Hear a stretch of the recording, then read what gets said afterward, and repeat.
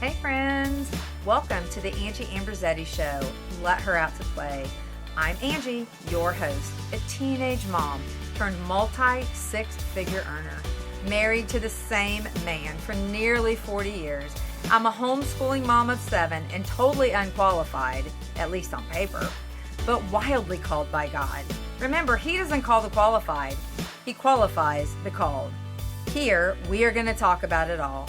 Healing from the hard stuff, building a business with heart, raising a big family, walking in faith, and finally breaking free from the lies that said we weren't enough.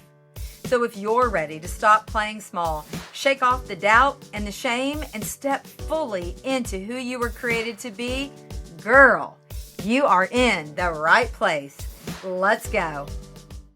Hey everyone, welcome back today to the Angie Ambrosetti Show. Guys, you know I get so excited about my guests that come on the show, and today is no different.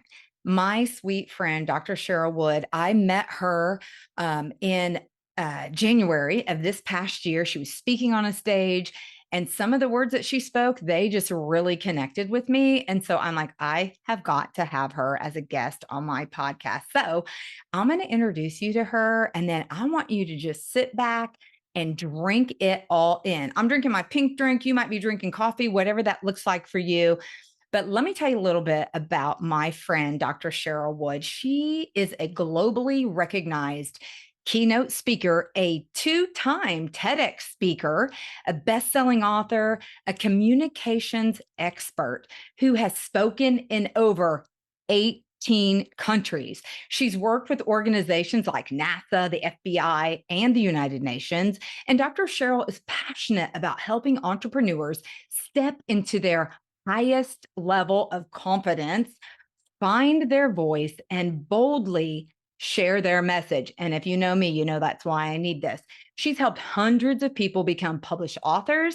She's landed paid speaking gigs and helped others do the same. And she builds platforms that expand both their impact as well as their income. She's also the founder of Global Speakers University and the publisher of Voices of Change magazine. Her work has been featured in major outlets like Forbes, ABC, CBS, and Fox, and she's received multiple awards for her leadership and impact. And at the heart of everything, she does this with belief that your voice could be the very thing that someone else needs for their breakthrough. So, welcome, Dr. Cheryl, to the show today. I love the way you introduce me. I need to take you with me everywhere I go.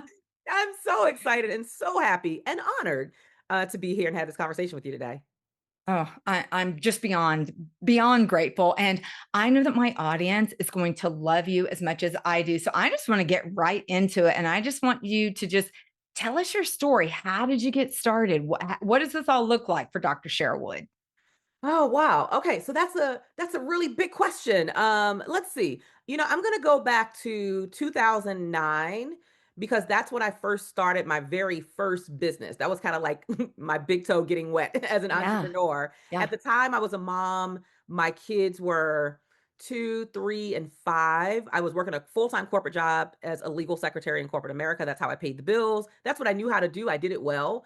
But I got to a space where I wanted more. And I just think every one of us gets to a space where we know one season is coming to a conclusion and it's time to go into a new season. And I didn't know what that really looked like, the new season, but I just knew there was something inside of me that desired more freedom, time freedom, financial freedom, creative freedom. I wanted to be able to make a greater impact in the world. And I didn't feel like I was going to be able to, I was felt like I was going to be limited doing that working for someone else.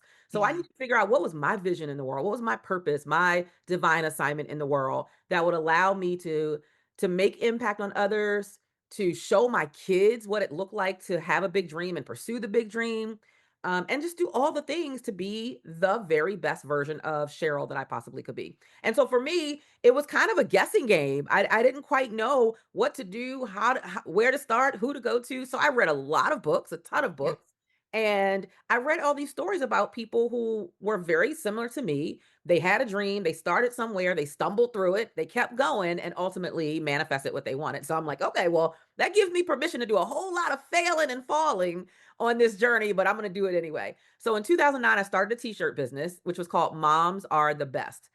Now, Angie, it wasn't that I thought selling t-shirts was going to make me a millionaire. Yeah. I just didn't want to chase money. Yeah. I wanted to be in pursuit of something that I really loved, that pulled at my heart and my spirit. And at the time, I had struggled with like years and years of infertility. So to be blessed with three beautiful, healthy children was indeed that. It was a blessing. Yeah. And so that's what I made my business about motherhood. And I would have these Mhm. t-shirts that were celebratory as it related to moms and all that we give to our families and to our communities and the world. And I would go on the weekends. I kept my full-time job as a legal secretary, but I would go on the weekends and I would sell t-shirts at events and conferences and trade shows. And sometimes I would sell and sometimes I would come back home with everything I left with in the morning. Oh, But there was something inside of me. It didn't matter how many times it didn't go the way that I wanted it to go. I can't explain what it was, a tenacity inside of me. Get up and go again. yeah. Get up and go to another event. Get up and go to another one and keep doing it until you figure out what the formula is to Yeah. make this thing work. I did that for 18 months while Mm. still working a full-time job. And 18 months in, I get this unexpected phone call. And the person on the other end says, is this Cheryl Wood? I was like, yes. I wasn't Dr. Cheryl Wood yet. And they said, well, we heard about your t-shirt business, Moms Are the Best. We love what you're doing as a mompreneur. I was like, oh, mompreneur. Like, I just loved the Yes. title. I was like, oh, I'm going to use that. And they said, well, we have this annual women's conference up here at Morgan State University in Baltimore.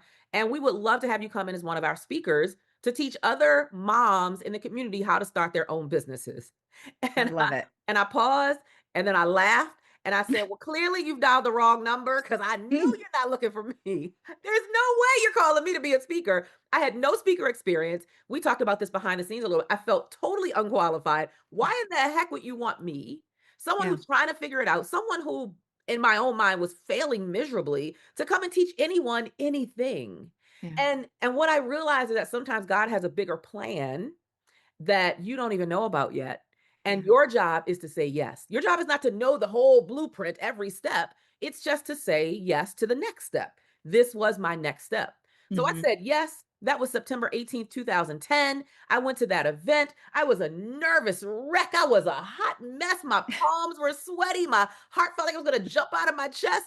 And then all of a sudden, I found myself about to be called to the stage and I wanted to take my yes back. I'm like, oh, Yeah. why did I say yes? Yeah. And I'm like, Cheryl, just be you. Just be authentically you. You don't have to be perfect. You can be flawed. Just be you. Don't try to be anybody else other than you. And that's what I did. And when I got on that stage, it was like something just started flowing out of me.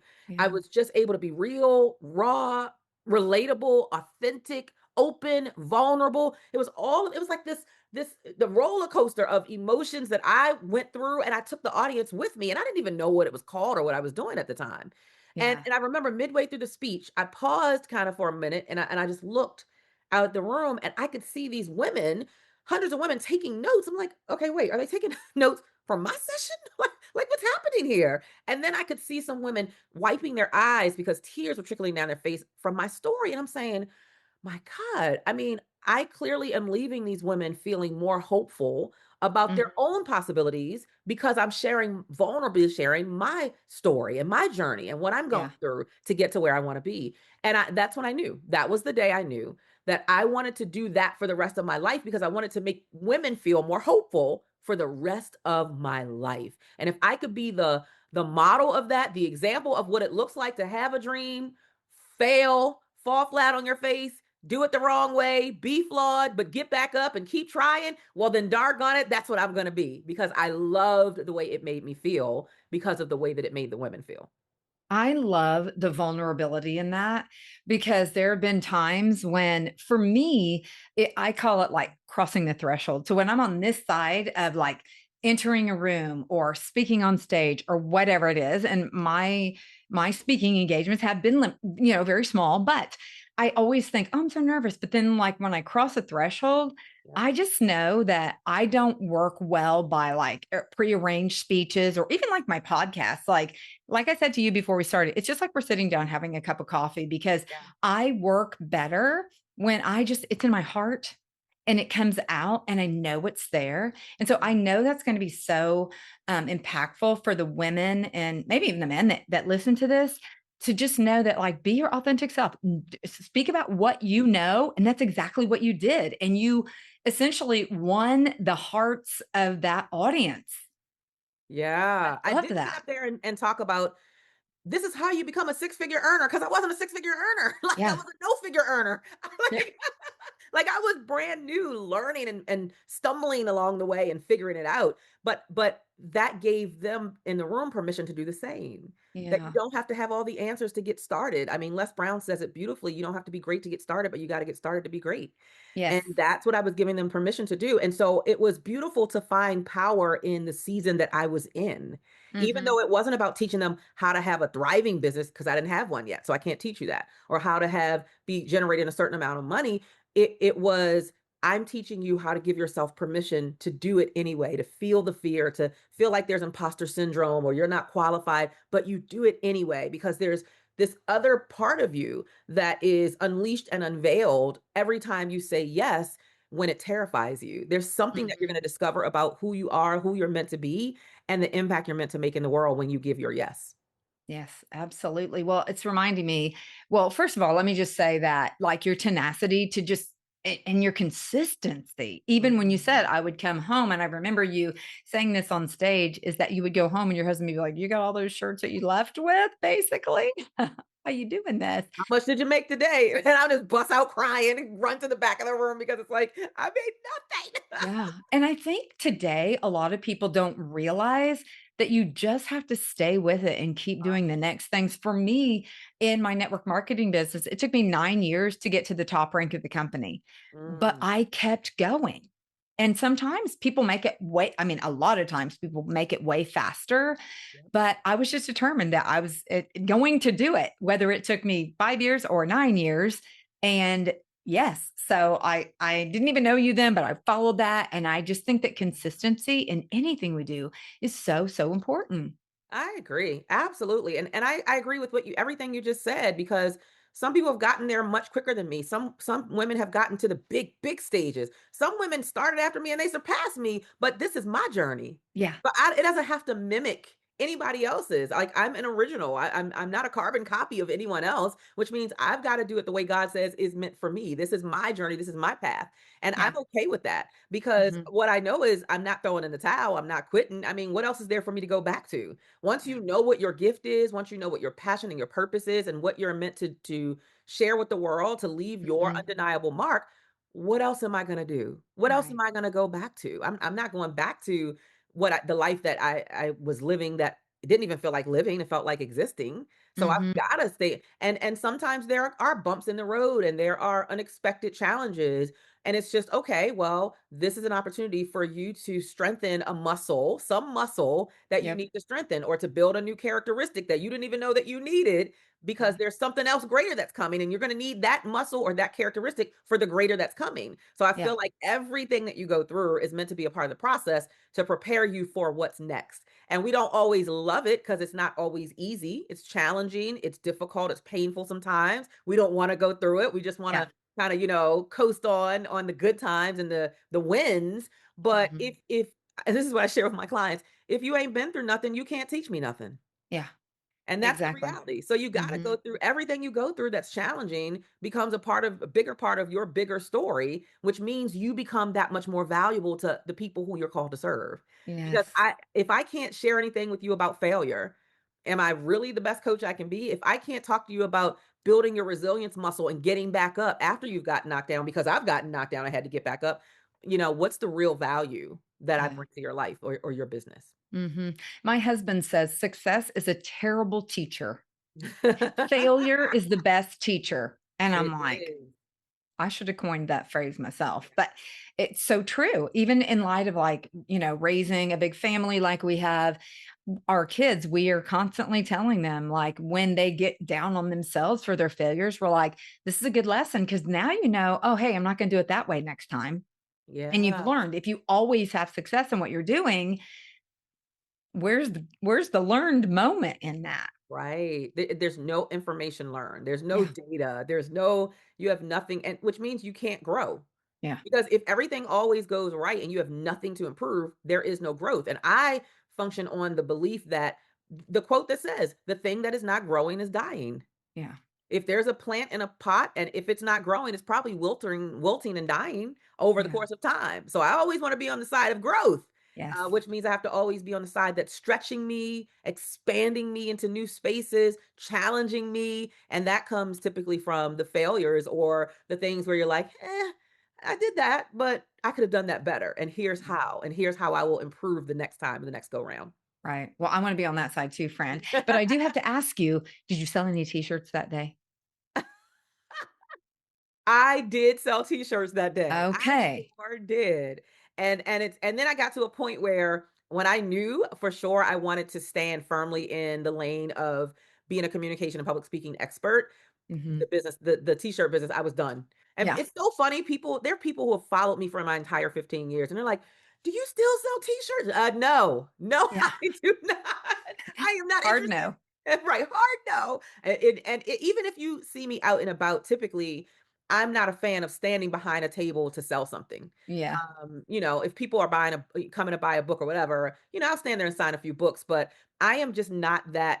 Ironically, I did years of standing behind the table. I don't want to stand behind a table anymore. I want to be with the people. I want to talk with them. I want to hug. I want to meet. I want to share inspiring words. That's who I was born to be. So, Yeah. but again, that was a season. And then, Right. then you go into the next season. Yeah. So, okay, tell us what happened after that speaking engagement. Like, and you put the t-shirt business aside. What was the next thing? Like, like you've said, there's people who've gotten on some bigger stages than me and they've done better, all this. But I mean, come on, Fox, CBS, Yeah. ABC, NASA, United Nations, 18 countries. I haven't even been to 18 countries, let alone spoken on stages. Tell us about that. Yeah. So after that speaking engagement, for the next year, I made a decision that that's what I wanted to do full time Hmm. with my life. Like I wanted to make that my career. Because remember, at the time, I still had my full time job. Yeah. And so for an entire year after that, you know what I did? I spoke on every stage I could get on at no cost. I didn't charge anybody a penny. Because for me, and I know people hate this idea of speaking on stage for exposure, but I needed that. I Yeah. wanted to have a full year of speaker experience and exposure. Exposure not just to different stages, but different audience types. Hmm. Can I handle myself in front of an audience where, there are mathematicians and people with PhDs and these big degrees because I don't have a degree.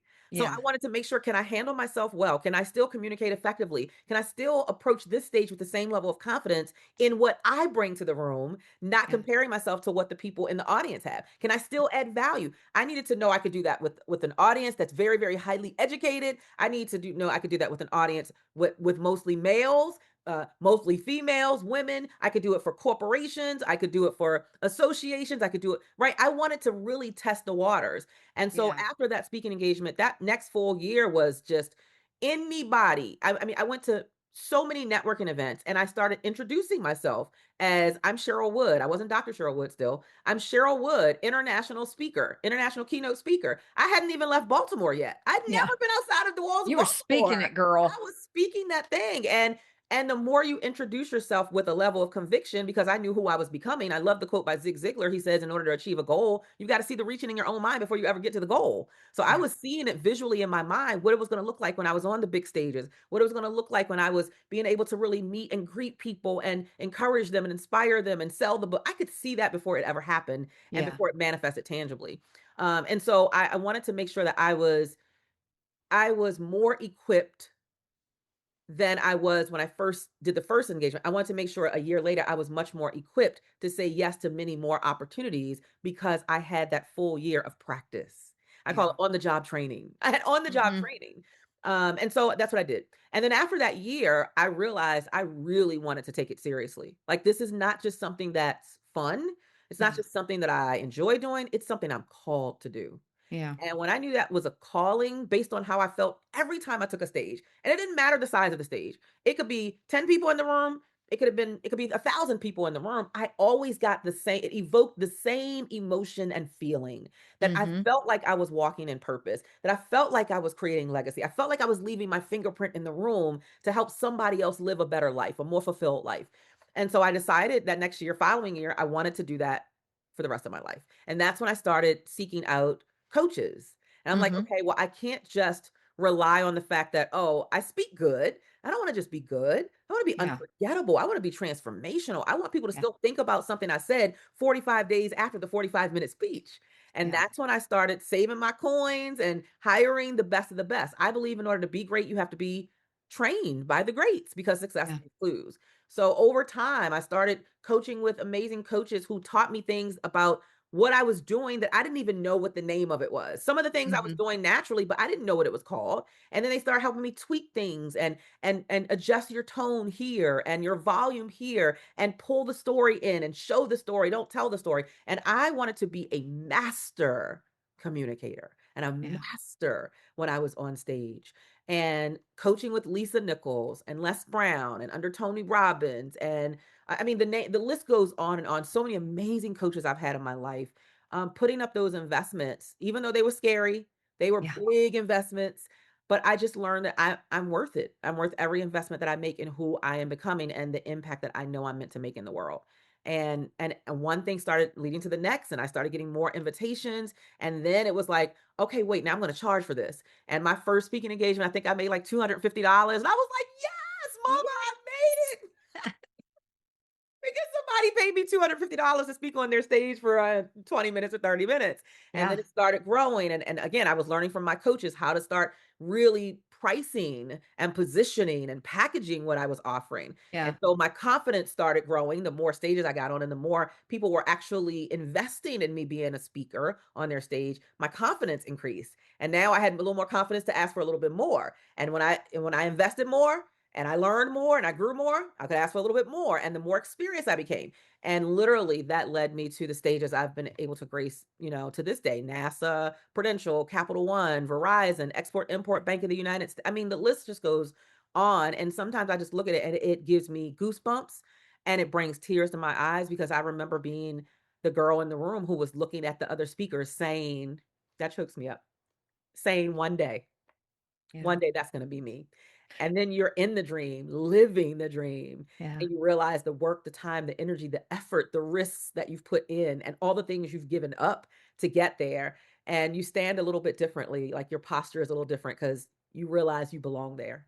Yeah. Well, you said at the beginning, the divine assignment. And Yeah. so, of course, you're meant to be there because it indeed has been, always was. You just didn't know that it was your divine assignment. Absolutely. And what you said about, you want people to remember what you said like 45 days out or whatever. And I've shared with you before, but the most, I would say, the thing that I remember the most about what you said on that stage in San Diego, I think that's where we were. Yep. And you said, and I promise you, you were looking at me, even though you didn't know me. And you said, your story is about you, but it is not for you. And Yes. even saying it now, I'm covered in goosebumps. My husband looked at me when you said that, and he's like, "Did you hear what she just said?" Mm. And I was like, "Oh my!" She's looking right at me. She knows Right. me. She doesn't know me, but she knows me. And Yes. I needed that. And so, gosh, it's been at least longer than 45 days since that. But Yes. I have shared that with so many people Mm. since I heard you say that, because it just gave me more confidence, more confirmation of things in my own life that Mm. my story is for someone else. The Lord just Absolutely. divinely gave it to me for a purpose. Absolutely. Because otherwise, if you don't share it, you just went through some tough stuff. Like it's Yeah. just really okay. I just went through some tough stuff, and I didn't do anything with it. I Yeah. didn't create anything meaningful with it. I didn't impact anybody else's life with it. Mhm. So Yeah. I don't know about you. I don't want to just go through hard stuff. I don't want to just go through messy parts of life. I want to bring that back and extract the wisdom Mhm. from those wounds Yeah. and share it with someone else so that they know they're not alone if it's something that they're going through right now that I've already been through. So number 1, there's solace in knowing that you're not going through something alone, that somebody Mhm. else has been there. And then secondly, that if the other person has made it out on the other side, that you can too. So that there's possibility if you keep pressing, if you're consistent, Mhm. that you won't be stuck in that space forever. It's not indefinite. It's just a temporary moment and everything changes. So to have that, that's a lot of power to know that you can, through your voice, reach someone to let them know you're not alone. And Mhm. secondly, you got this, you will make it through. Yeah. That's very powerful for you to own using your voice in that way. Yeah. What would you say to someone, me, let's just say, hypothetically speaking, what would you say to someone? So, in my growing up, I was taught, like, you don't talk about things. You don't talk about money. You don't talk about sex. You don't talk about things that happen to you or anything like that. And so that's one of the things that it's been holding me back. And so Mhm. I'm just telling the world, right? That I struggle with that a little bit because that's how I was brought up. Like, what do you have to say about that? I was brought up the same way. I mean, come on, I come from from an African American household. We don't tell our business. We don't take our Yeah, business out here and tell other yeah, people. I think we have just so outgrown that space. Like I'm 52. I like my mom's 74. I mean, that's I consider that old school thinking. Like we don't think that yeah, way anymore. Like we have right. to, everything in this world grows and evolves and changes. And that's one of those things that has evolved and I believe will continue to evolve because when you do share your story, I call it the messy middle. Because a lot of Mhm. times people will tell you, oh, this is where I was, and now this is where I am. I Yeah, was so unsuccessful. Now I'm just massively successful. Okay, well, what happened in the middle? Like, I need to know the messy middle parts where you got scrapes and bruises and cuts, and you didn't know if you were going to be able to get back up, because that is what I can hold on to for hope that if you can do it, so can I.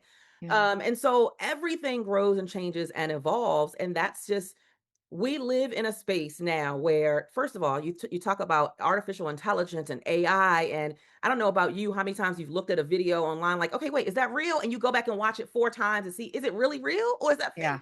fake? I was just looking at one the Yes. other day, and I was like, I burst out laughing because I was like, well, this guy is standing at the gas pump, his dog is in the car, the ground opens up, and then when the ground drops because it's a sinkhole, there's an alligator there waiting for him. I'm just like, okay, what? And my daughter watched it probably 6 times. Like, okay, well, maybe they put a part of it was real and a part of it was fake.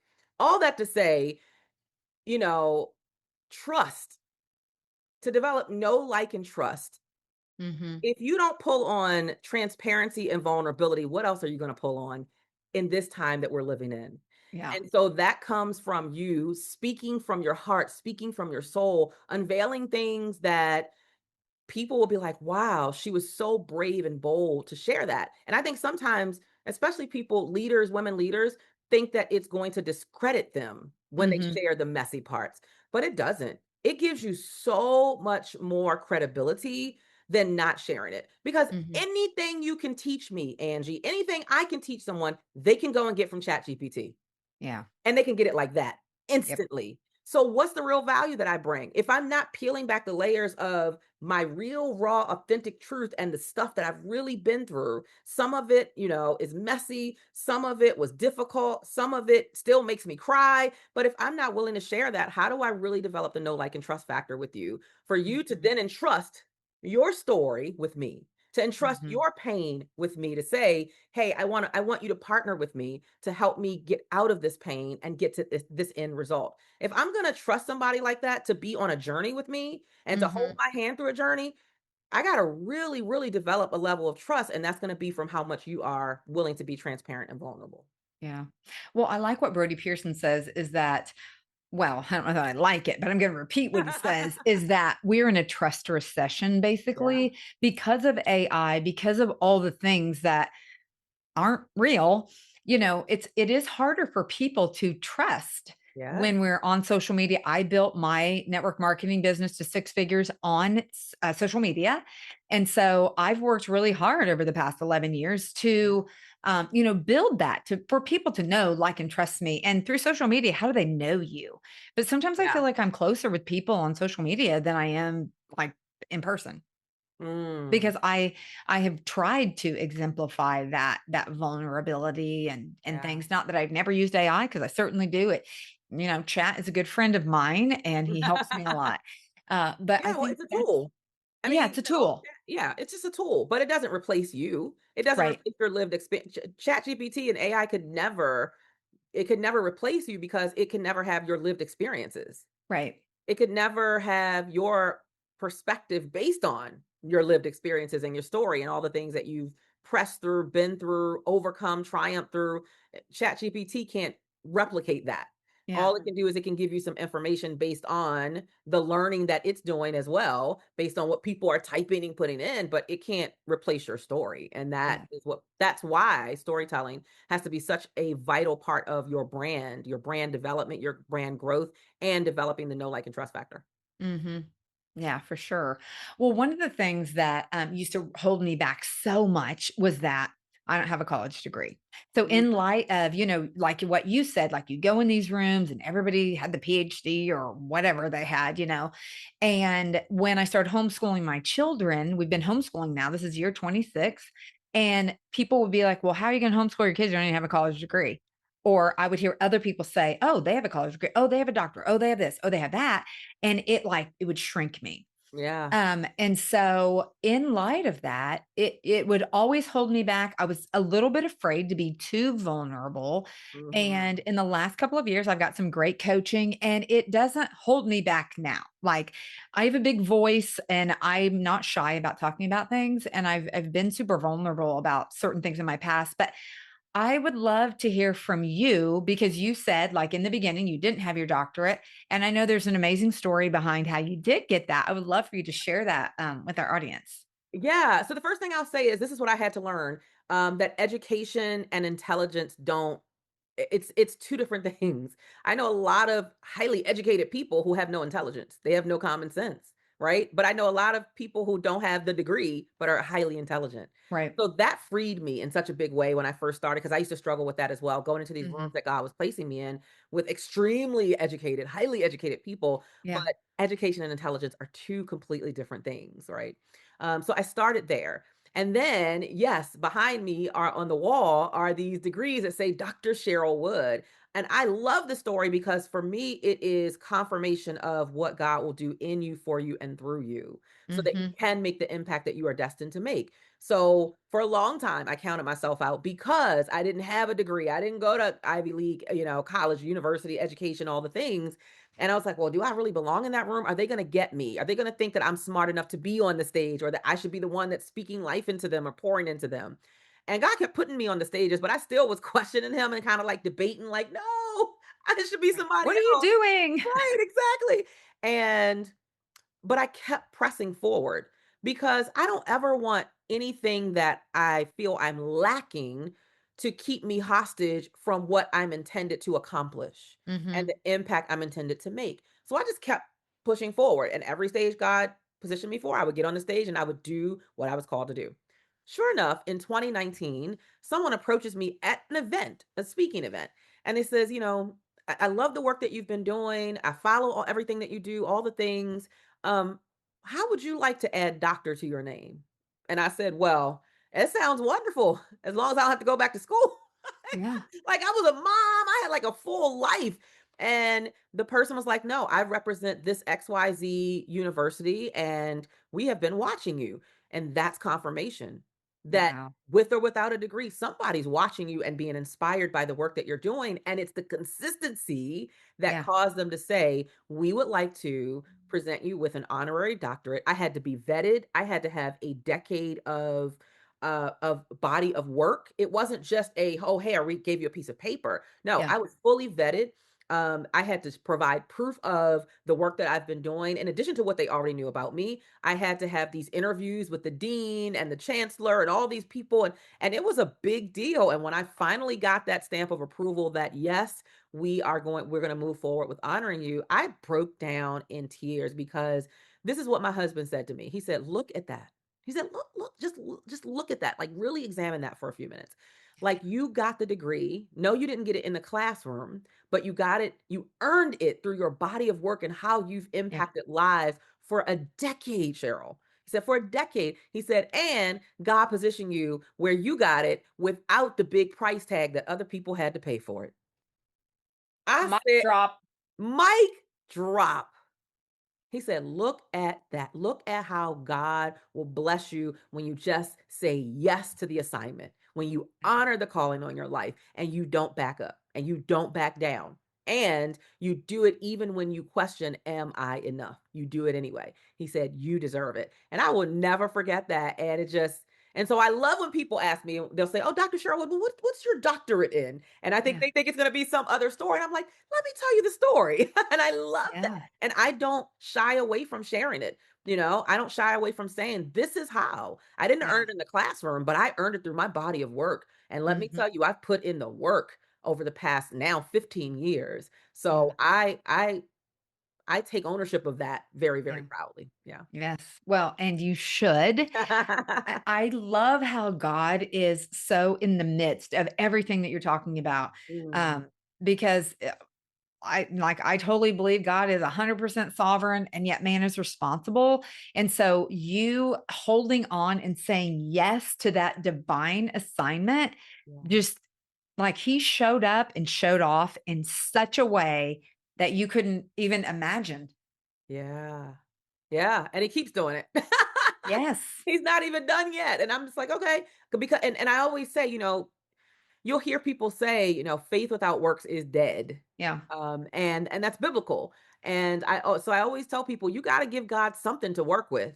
You can't just sit at home and think he's going to bless you, but you're not putting nothing in. You're not making any deposits into Yeah. the life you say you want to create, the legacy, the impact. Come on. All of Yeah. us at some point, our physical bodies are no longer going to be here. Like that's just the reality, right? And Yeah. and we hope we live a really long, rich, wonderful life. But I lost my nephew at 19. I lost my father. He was 59. I just lost an uncle this past week. His funeral is this week coming. Uh, and he was 61. And Yeah. I'm like, gone in the blink of an eye. And so you had better believe every day that I wake up and I have life and breath in my body, I am going to do the thing I'm called to do. I am not going to take the best parts of me and my untapped potential to the grave. And that's Yeah. what I want people to understand, that you want people, if you talk about legacy, you want to leave something that people are going to be able to say, you changed my life because of how you showed up, how consistently you showed up, how honorably you showed up, the way that you made people feel. Maya Angelou said people will forget what you said and did, but they'll never forget how you made them feel. And so I Right. make sure that how I connect with people when I'm on stage is a feeling. It's not just words. It's not just the words Mhm. I say. It's how I make you feel, that if I can, you can, and that now is your time to share your voice. Yeah, my voice is important, but it's not more important than yours. Yeah. Yours is equally as important. So are you going to sit on it? Are you going to just keep holding it to yourself? Or are you going to share it so that you can change somebody else's life? And that's a feeling that's evoked, That's right? It's not just head to yeah. head, it's heart to heart. Yeah. Oh, that's so powerful. Just like because we know when we're in rooms and someone's speaking or we're listening to something, even for me, like when I'm listening to a podcast or I'm listening to an audible or whatever, and I hear the words come across, it just has so much more of an impact when I know that they're on the other side of it, but I get the feeling Yes. and it stays with me like what you said on stage. It stuck. It Yeah. like, right there in the Right. chest, and I wasn't gonna forget it Yeah. because I felt like it was so divinely for me. I like one of the things that Brooke Hemingway says, she says, because this kinda goes back to something that you said, is that you have to make deposits before you can make withdrawals. Yes. And so you're so right Absolutely. in what you were saying that And like look, we are 100% in alignment yeah, because that's exactly what it is. In fact, I share with people there are four things that you have to do. You always have to put something in. You always, and this is consistently over and over for the longevity of how long you're pursuing your passion. You already got to put something mhm, in. You always will have to give something up. You will always have to get back up from something that knocked you down, and you always have to finish something. yeah, And that's I mean, over and over, and then when you finish, you go through the next cycle, the next season of, "Okay, here's the next dream."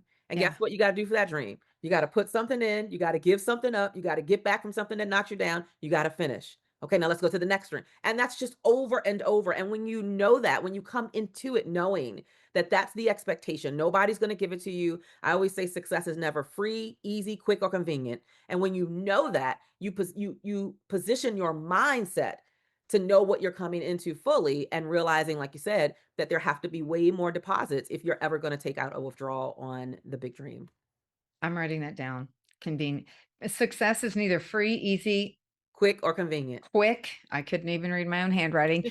Quick or convenient. I Yeah. love that. It's so yeah. Okay, I have to have those notes, even though Yes. I'm gonna have the recording here. Wow, this has been so good. I just love everything that you shared, and I just know it was just providential for you to be here today. Now, I would like to ask you this. So I know that you're an amazing speaker, but tell our audience, what are you involved in now? Like, you're doing some great speaking, Oh, but you have other things that you're doing, and so I'd like for them to hear that as well. so I'm big on producing books because two things it allows me to do. I believe that being an author, authorship is a thing that enhances authority. And so I don't want to just be a person who speaks my message. I also want to have it in writing. So I Mhm. just published my 28th book. 20 Girl, 28. girl, This is 28. the book. It's Yes. turning unlikely into undeniable, the blueprint for bravery, belief, and breakthrough. And that's near and dear to my heart. It's a little bit about more about my story of being the person who grew up in poverty, and everybody said, "You'll be another statistic, you'll be another thing." And I'm like, you know what? You don't get to dictate my destiny. Just Yeah. like the person in corporate America who said, "You'll always just be the secretary because you don't have a degree." You don't get to dictate my destiny. And I always remind Yeah. myself I'm in control of my destiny. And I get to choose that I'm going to be undeniable in the world, that my imprint is going to be undeniable. And I've done the work to do that, and I will continue to do that work. So that's one of the things that I'm consistently doing. Just published that a couple months ago in December. So excited on a current book tour. And it's just been amazing. And the response and the feedback has been amazing. And then the big thing I'm really excited about this year, I am producing my very first documentary. What? Girl, I I didn't even know this. I am so excited. Okay, so the name of the documentary is Imprint: Okay. Women Leaving Their Undeniable Mark. And it's the story of 10 amazing women who are pursuing purpose very intentionally, very strategically, but who have to face the things that we talked about today: fear, imposter syndrome, wondering if they're qualified, are they good enough? How do I keep pressing through when I do get knocked down? How do I get back up? How do I find the strength and the courage? How do I get in proximity to the people who can help me get to the next level? It's those stories. And so that documentary, we'll be doing the filming the first week of June, but the actual red carpet documentary premiere will be hosted on September 27th of this year. And so all of me is wrapped into that because number one, it's new. I've never been an executive producer and director. Yeah. And I love it because it's stretching me while I stretch my clients. Isn't that Yeah. beautiful? That we get to be Yes. stretched at the same time. And Yes. I get to show them what it looks like to dream bigger than what you've already accomplished and to always be looking for the next. How do I go to no, what's the next thing? Well, Yeah. how do I remain curious and stretch out into something new that I've never done before so that I can learn more about me and my abilities and I can be creative as of a being as I can be. Yeah. And so I'm working on that. I have a full production company doing I mean, I am so energized and fired up, Wow. and I am learning because when I tell you I've had to do more research so that I can flow with the lingo and the language that the production company and the cinematographer, when they're talking, I don't feel Yeah. like I don't know exactly what they're saying. I'm like, okay, Mhm. I know What's at that least mean? half of what you're saying. Yeah. And so that is my big project of this year that I'm Wow. super excited about. That's so exciting. Well, congratulations. Kudos. But- You know, I was thinking, "Oh, I wanna come to the red carpet."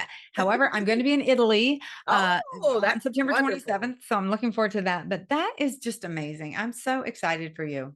Thank you. That's It's awesome. another way that I get to continue the work that I do. So I curate stages for women leaders who want to share their voice and their story.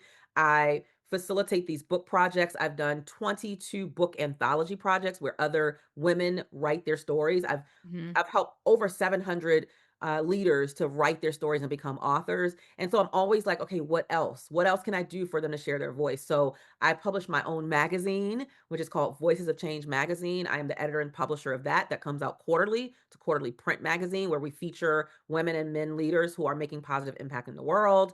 And now this year, I'm doing the documentary and I'm also doing a coffee table book. So I'm just always looking at how do I stretch myself, but how do I also expose the world to these amazing men and women who Yeah. are doing good work in the world, Mm. who are really touching lives, who are Yeah. reminding people that you don't have to be helpless, you can be hopeful. and you can have possibility and turn that into reality. And when we find those people, we've got to start shining a brighter spotlight on them, Yeah. their stories and their impact. And that is that's my mission in the world. Yeah.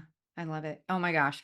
This has been so powerful today. I'm like, so many of these things I just obviously I didn't know.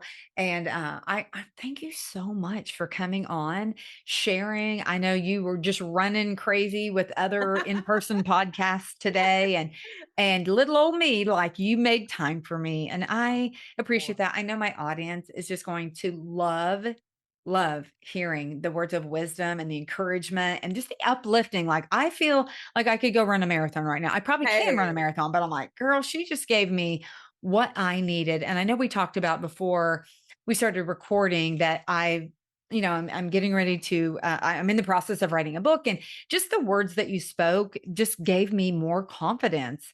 Even yeah, just remembering that my story is not for me, it's just that. about me, Yep, that's it.